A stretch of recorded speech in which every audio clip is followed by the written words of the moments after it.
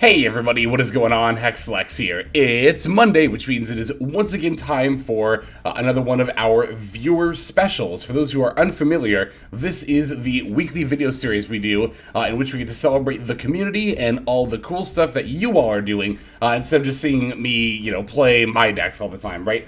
So the bulk of the video is of course going to be the replays that you all have submitted, and if you're interested in submitting some games for the special, we'll talk about that here in a moment. But of course there is another way in which we celebrate the viewers every single week, and that's going to be the Plex Leaderboard Challenge. So for those who are wondering what that is, it is a weekly contest we hold in which we award prizes to the duelist on the server with the highest win rate as recorded by the Untapped Companion, right? And for this week, our winner is going to be 8bots. 8bots is already in Plat 2 here in the month of May, just a couple of days into the season at the time I'm recording this, and with a record of 20-5, has an 80% win rate. So that is going to be the highest win rate for this week. And as you can see here, 8bots brought a variety of decks, but most notably, MathMech, aka NerdBots, is going to be, looks like, their primary deck there. So if you are interested in getting some free weekly prizing by using the Untapped affiliate link in the description below, it's a free download, by the way, here's a little blurb to let you know how to get involved with that. To start, simply head down the description below. The top link there is going to be my affiliate link for the Untapped Companion. It is a free download, and using this link will definitely help support the channel as well. And then below that, you can see the Discord invite link that I'm highlighting right here. Once you're in the Discord, you're going to want to go down to the Master Duel section here, and there is an entire channel where at the bottom called Plex Leaderboard Challenge, where you can not only find the rules and guidelines pinned, but you can submit the link to your Untapped profile. Your Untapped profile will allow me to see your win rate for every game you've had the Untapped Companion open while you play Master Duel, as well as you yourself, of course. It will show you a lot of really interesting stats about your own games and the hundreds of thousands of games played in the meta overall. Alright, so back on over to Master Duel now. We're going to take a look at some of the duels from you all as well. So similarly, if you're going to want to submit games, much like the Plex Leaderboard Challenge, the Viewer Special Submissions also has its own channel in the Discord server. So you can go down there, drop your 9-digit player ID, that way I'm able to view your publicly saved replays. Do make sure they are publicly saved, because if they are not, I will not be able to view them. And then from there, yeah, I just go through all of them. I do watch pretty much all of them, so we can only feature, so many games per week, but even if yours didn't get featured, know that I very likely watched it. You can also submit multiple games if you like. That's totally cool. The only thing I really ask is that you don't just submit the same game over and over again. But if you do have multiple games saved, make sure you're leaving the name of the opponent and/or the date and time, just some information so I know exactly which replay you want me to watch. And also, if you want to leave a little blurb about I played this deck versus this deck, or talk about how the game went, that is also extremely helpful. But now that we've covered all that, let's watch some of the duels from you all for this week. Okay, so our first duel comes to us from Snoozspect, who I think has actually been featured on the channel at least once before. The name definitely looks familiar to me, if not from the videos, from probably just hanging out on the Discord server. Anyway, Snoozspect here has a game, it's going to be this one here. We're playing Blind Second Snake Eye Infernoid versus Red Dragon Archfiend. So definitely quite eager to check this out. Thanks to Untapped, we are able to see the deck list here as well, which is pretty cool. So I think I actually played against a deck similar in concept to this during the Challenger Cup. I played against a Snake Eye Infernoid deck that let me have the first turn, if I recall correctly. So being a red Resonator deck there, it looks like they're going to lead with the Soul Resonator. Wow, searching the Skullmeister, since we already have the Bone Archfiend. I gotta say, that's really cool from our opponent here. I don't think I've ever seen anybody do that, but Skullmeister is a bit of a hand trap here that is, in fact, a level 4 Fiend. So it's when your opponent activates a card effect in their graveyard. You can send this from the hand to the graveyard to negate that, but that's not really going to have to do too much with the deck's main combo line. As you can see here, thanks to Red Rising, we're able to turbo out a whole bunch of Resonator monsters and go for our big synchro board. But I gotta say, that is really cool from our opponent here. I've never seen, maybe that's standard, I don't know, but I've never seen Resonator search out the Skullmeister with the Soul Resonator. It's a very cool use for it, so Yeah, pretty standard stuff from the Red Resonator deck. They're going to end on the Dissipator as well as the Hot Red Dragon Archfiend Abyss for the Monster Negate / Destroy from the Pater, as well as the Negate, of course, from the Abyss. Wow, they haven't even used Crimson Gaia yet. Looks like they're going to grab the Red Zone with that. Which allows them to destroy more cards on the field as well as on their back row there. Yep, Red Zone getting flipped up immediately, just to have that at the ready. We're going to lead with Infernoid Decatron. Looks like they're going to negate that with the Hot Red Dragon Archfiend Abyss. Not a bad call from the opponent. Honestly, Decatron does end up being, honestly, one of the scarier Infernoid cards. If my opponent ever, like, blind reasonings me, like, if they go as their first move, like, activate reasoning, I honestly usually call one to hit Infernoid Decatron, so... we get to Poplar for the Subversion here. Looks like we're trying to push back the Hot Red Dragon Archfiend Abyss. The other face down ends up being Fiendish Golem, which will actually protect the Archfiend Abyss in this way. It'll come back during the end phase of our opponent's turn, as it's the end phase of the next turn. Alright, we're going to be starting off with some fusing right off the bat here, going for the Infernoid Tyria by sending a whole host of Infernoid monsters directly from our deck to the graveyard. As we try to activate the effect, say Abyssal Dissipator will end up destroying the Infernoid Tyria, but it'll still activate here. That's brutal. We get to send multiple Entisses as well as the Malong. Oh, that's popping both the spell trap cards and then bouncing the Synchro here as well. It did also force our opponent to send some extra cards, I believe, as well. Yes, the Scarlight Supernova Dragon and...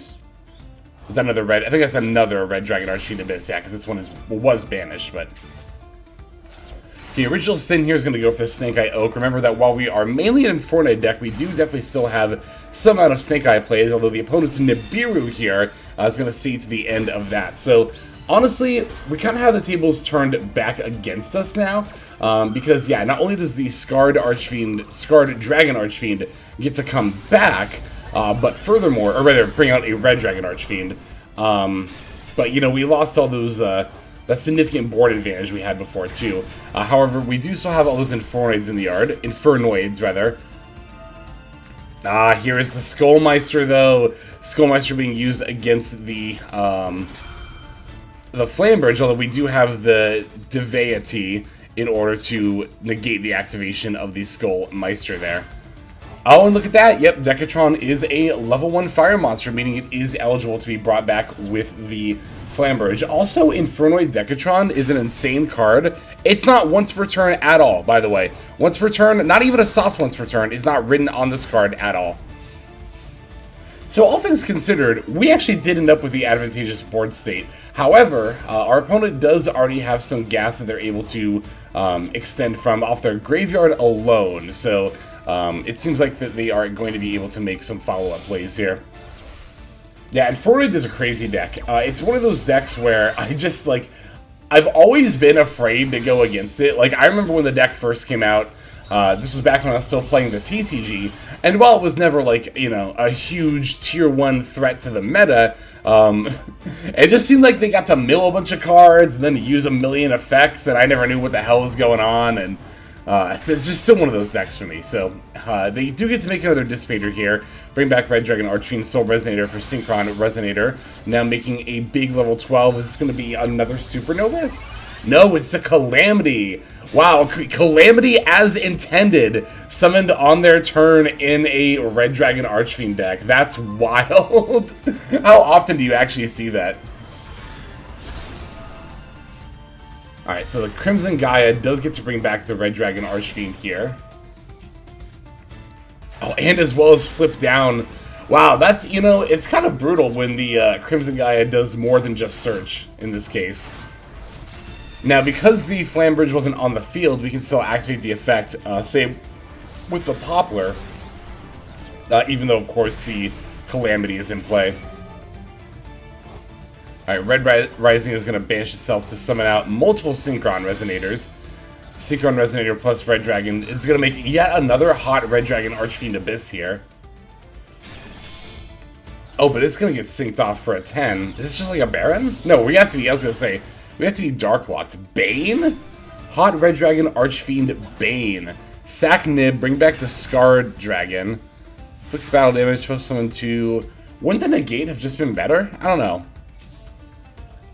I mean, that's cute. It is cute that we get to summon out the level 10 Red Dragon Archfiend, but I kind of feel like the hot Red Dragon Archfiend negate would have just been better. Here they're going to Dissipator to try to negate Deity, but as you remember, Deity has the ability to negate and banish cards, so we're just going to turn around and get rid of that Dissipator there. Bringing back the Red Rising Dragon, Pater's going to get negated and, again, banished as well.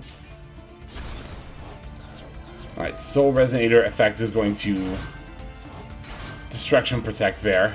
We get back the Poplar from the Flamebridge F, of course, as well as the Oak F to bring back the Decatron that was banished. Poplar is going to add the Subversion here. Is that another one? Or is that our... Actually, I could just look this way. I guess, well, it doesn't say if we had two originally, but is there one already in the graveyard? There is! Okay, so we're on 2 Subversion. Okay, Scarred coming back. We're going to push back the Calamity here. Yeah, I mean, none of the opponent's Synchro monsters they have out represent negates anymore, so we should be relatively smooth sailing from this point, assuming we do have a means to answer the board, which I'm sure we do. Let's look at the extra deck here.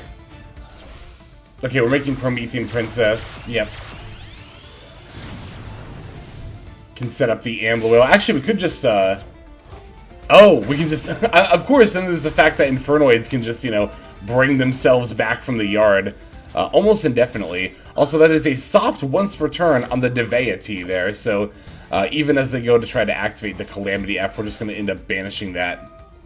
Which, by the way, that Calamity effect, which one was that there? Destroyed, target a dark... Level to lower Dark Dragon, Synchro in your graveyard, special. Ah, I see. So... Alright, pushing back the level 10, setting up the Ash with the Divine Temple here. That Bone Archfiend just still able to loop itself back into play whenever we push back one of those monsters. I mean, at the same time, it's like, what else are you going to do? But the Red Resonator deck does seem to be establishing a bit of a gameplay loop here that we're going to have to break at some point. Although, to be fair, it does seem like they are running out of cards to like go into in the extra deck, so... It almost seems like at this rate we could just wait that out, right? Wow, do they have like 3 of every like Red Dragon Synchro monster? That's what it feels like, honestly. Yeah, as you can see, you know, their board here, it can't really answer a monster with 3,000 or more attack points. Like, as you can see, they had to ram the Scarred Dragon into the Flamber just to out it. They didn't end up even getting another Red Dragon Archfiend out of the extra because they're out at this point. And then we still just end on the Ash with the Flame version of the Spell Trap Zone. So, Kurikara actually, oh, and Triple Tag, actually neither of those really do anything here because none of our opponent's cards can activate during our turn. But again, we already have Ash plus Flamberge set up, so it's pretty easy from here.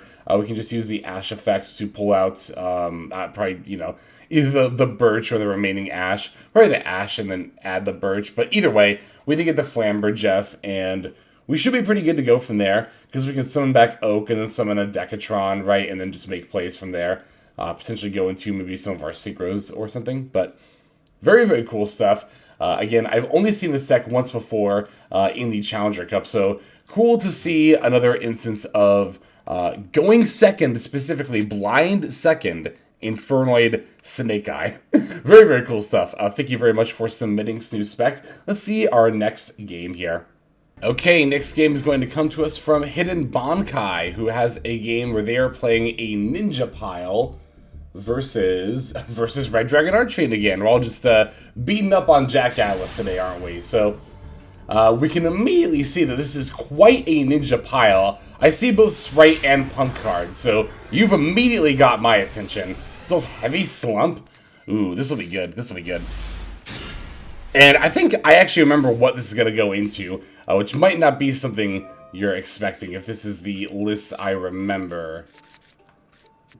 Alright, so they're going to lead with the Resonator Call for the, what's it called, Crimson Resonator, syncing that with the Wander King in order to go for the Red Rising Dragon.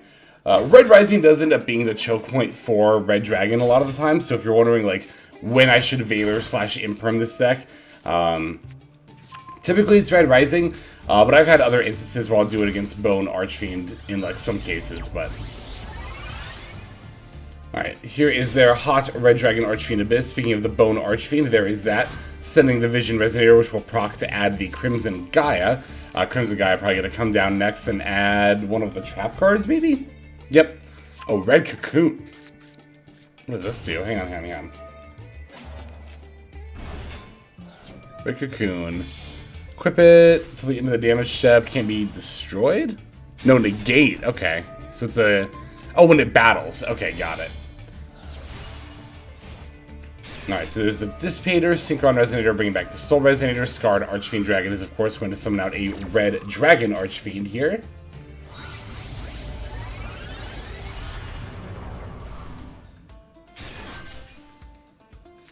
And then we're adding back Soul Resonator. I see. Okay, so normal summoning that, passing. I was gonna say the Hot Red Dragon Archfiend. Oh, but we have our Soul Resonator to protect. Or the regular Red Dragon Archfiend, yeah, okay. Oh my god, okay, so let's see what we end up doing here with the punk, or with this ninja pile. So, leading with the Durandal, opponent's going to chain the red zone here. We have a call by, opponent's going to chain Red Cocoon. That's actually pretty good for us that we've already got them to establish their trap cards. Granted, like, we already kind of knew they had both of them. Well, at least the Red Cocoon, but still good to have that information available sooner rather than later. Alright, preparation of rights. I was going to say, I imagine this adds the Ohime here, the Manifested Makanko, which we're then going to use next. Opponent's going to Bestial Dissipator. That will destroy the Ohime because they're shuffling back their own card, but it does not negate it. So we do still get the Aberrask here, sending the Green Ninja. This will proc the Green Ninja F to flip down the Hot Red Dragon Archfiend. And that actually, I think, is all of the disruption our opponent has, right? Like, we've already played through pretty much all of it. Oh, that's right, except for the Bestial in hand. We did know about that. Yep. So yeah, there goes the Ritual Monster, the Ohime, but that's actually fine. Hare is going to grab the Makanko Fire Dance here. Now, we're summoning Baku, and it looks like we're overlaying for a rank 3. It's going to be MX Saber Invoker. Invoker F detach Baku to summon out Heroic Challenger Morningstar. That'll add the Heroic Call spell card from deck to hand. Now we can link off Invoker and the Morningstar for... Yep, if it's a Warrior pile deck, you know this card's coming out. Isolde is going to grab the Junk Forward. Then we can use the Heroic Call in order to summon back the MX Saber Invoker. We can stack on top of that in order to summon our Xyz Armor Fortress, now pivoting into the Xyz Armor line of the deck. Remember also, too, we have not used the Isolde effect to... Yep, now we're going to do it to send a bunch of equip spells and then summon out Upstart Gold Ninja. Alright, pivoting into our full armored Dark Knight Lancer here. Upstart Gold Ninja will send the full armor Xyz that got added, or the special Hanzo. Now we can proc both effects, Hanzo F to add a ninja, full armor Xyz to equip to the armored Dark Knight Lancer. This will, of course, proc the armored Dark Knight Lancer effect too here in a moment to attach the Jerusalem as a material. Now we're going to use the Makanko Fire Dance here to pull the Hare out of the graveyard, linking off that Upstart Gold Ninja with the Isolde in order to make a... Cross Sheep, because we're about to do some fusing thanks to the Mitsu in our hand. Thanks to the Mitsu in our hand, we can summon out the Mizan and move to battle phase. Not even bringing a monster back off the Cross Sheep here. Oh, because the Mizan can attack directly. That's just going to be lethal. Oh my god, that's lethal because we battled over the monster. That was wild how we found that 8k there. Let's take a look at that again. We battled over the Soul Resonator with the Xyz Lancer for 4,800. Hare attacked into the Red Dragon Archfiend in defense mode, which has 2k defense, so that dealt 2k, put them down to 1,200. And then Mizan lets the ninja monsters, including itself, battle directly. So that last damage was taken out from a direct attack with the Mizan. That was sick. That was a really, really cool finish. And a very, very cool deck as well. So again, if you're interested in the... We didn't even get to see the Sprite or the Pug stuff, which I was really excited about, but we did definitely get to see quite a bit from this very, very cool pile deck here. So, again, going to show off the list here. It's a very, very cool list. All right, thank you. Thank you very much, Hidden Bankai, for that game. That was extremely cool. We do have one more to see here, so let's take a look at that one. Okay, so our final duel for this video comes to us from D. Lee MM, who has a game playing Twin Sprite versus Snake Eye. Looks like a pretty good Twin Sprite list here. Fairly standard. I've just been missing some Sprite action in my life. I've been thinking about doing another Sprite deck profile pretty soon here, so... Oh, this is a beautiful hand. The cool thing about Twin Sprite in particular is that unlike a lot of Sprite decks, Twin Sprite actually has one-card combo lines, thanks to the Twin engine. All you really need to open is one of the Live Twins, or in this case, Trouble Sunny, and then you're pretty much boom off to the races right there. You get to lead off with the gigantic Sprite, Sprite F, in order to summon out Sprite Blue from the deck. Oh my god, I've missed this! I need to summon Sprite monsters. Like, immediately watching this game, it immediately, like, flipped all the switches in my brain I wanted it to. I'm gonna build a Sprite deck again. So, okay, here comes the Elf. Elf gonna bring back the Kissekeel. Kissekeel and Jet gonna get linked off for the Evil Twin Kissekeel, I imagine here. Yep. Ooh, got a royal one even. Very, very nice. Yeah, I mean, like I said, this is a fairly standard setup here with the Twin Sprite deck. But standard, of course, does not mean bad by any means. Alright, Leela bringing back the Kissekeel. Kissekeel F to draw. Triple attack, a pretty good draw. Starter for the red. Linking off the Kissekeel and Leela for the other Kissekeel. Yep, that way we can bring back the Leela during their turn to pop a card. Yeah, we got the C, we got the Ash, red, call by. We're looking pretty good here. So opponent leads with a Lava Golem into the Wanted. Very, very unusual. This is not at all regular tech in a Snake Eye deck. This is, I normally don't like to pause. I'm trying to do that less lately. But I just want to say, this is one of those very, very many instances of, like, I'll see Master Duel lists that look really, really standard, right? Like a standard Snake Eye list, and then they'll have something like Lava Golem. If not as extreme as Lava Golem, you've probably seen, for example, Snake Eye lists with, like, Lightning Storm, with, like, you know, Raigeki, or a Harpies Feather Duster. And I don't think, like, I understand why people put cards like this into decks like Snake Eye, because they think, what if I go second? What if I need to break a board? But honestly, and I've said this so many times, you are only hurting yourself in the long run by including techs like this that are only good going second. If you want board breaker cards, that is a valid concern to have, but you should definitely be playing ones that are good at going first as well, like Triple Tack, like Super Poly, like Forbidden Droplet. All better choices for our opponent than Lava Golem. I don't know.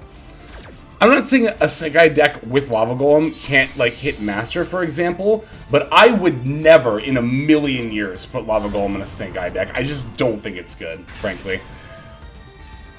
Anyway, they do end up still having both Diabell and Poplar in their hand, but we'll get to Call by the Poplar here, which will end up limiting what they're able to do as far as, like, setting up more plays here with the Original Sin, right? Assuming they're going to set Original Sin with the Diabell, I don't know why you wouldn't. Yeah, there we go.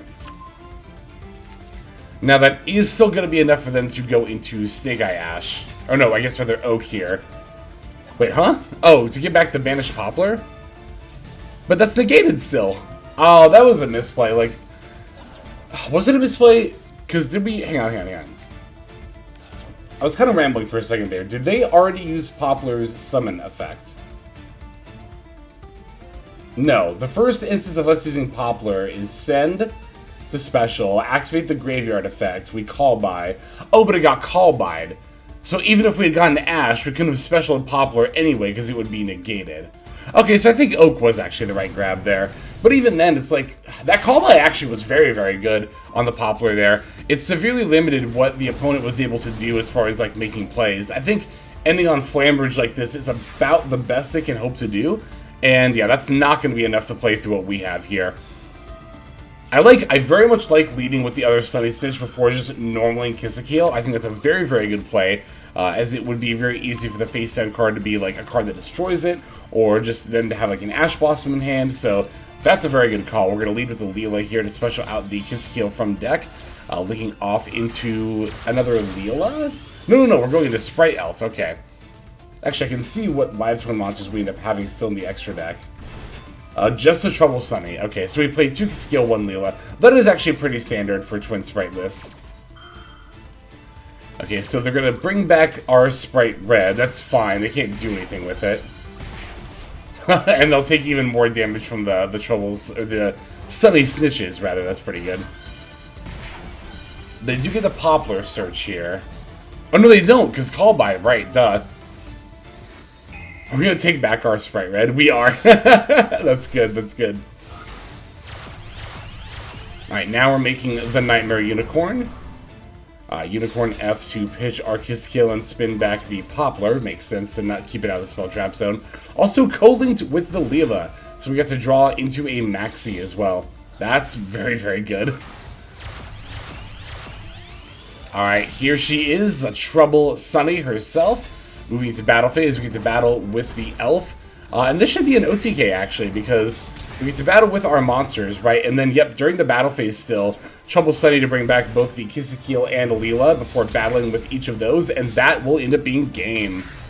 Ooh, that was good, good stuff. Thank you, DLeeMM, for that submission, as well as, of course, everyone else who submitted games, regardless of if you got featured or not. You know, just by submitting for the viewer special, that alone, like, already keeps the series going, because I've said this before, you know, I was a little anxious when I, you know, almost 2 years ago now, started the viewer special series, because I'm like, you know, if people don't submit games, then I'm not going to be able to do this video series. I really wanted to do it, to be able to show off cool decks that, you know, other people are making. And we've had no trouble just keeping on with the viewer special for pretty much the entire time the channel's been going. So, thank you, everyone, for submitting. It really does mean a lot. And again, if you didn't get featured this week, there is, of course, always the next one. But that'll do it for this video. So let's move now to our outro.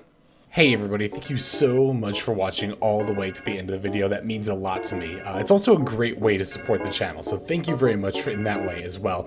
If you're interested in supporting the channel in other ways, like the very special patrons that I am thanking here, you can do so by checking out some of the links in the description. One of those goes to the Patreon, where you can join these fine folk and support the channel that way. I do post daily content over on Patreon, so you do get something for supporting there. And if you're interested, I also have a coaching tier option as well. Details again will be on Patreon in the link below. Also in the description linked below is my Twitch page where I stream a few times a week. You can go ahead and check that out, follow or subscribe over there if you ever want to catch me live.